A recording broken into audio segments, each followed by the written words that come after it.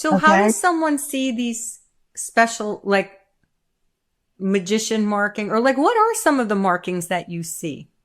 Well, magician's mark is one of the most, it's only 13%, but it's one of the most potent and it's one of the most talked about. Some people say it means marriage. Some people say it means money, but it's like, it's magic. And it's one of these where because you're intuiting, feeling, thinking, acting, you can manifest. Mm-hmm. Okay. So it's where your that fate line, that hard Saturn you were talking about.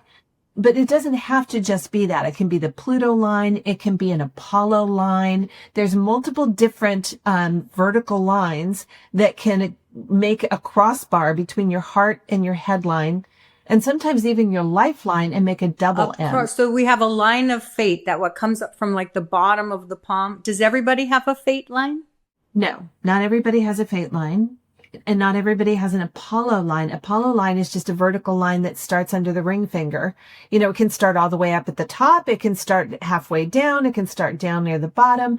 You have to know what you're looking for. But because there's also the intuitive line, which some people will think it's like, oh, they've got an Apollo line and they think it's an intuitive line, or vice versa.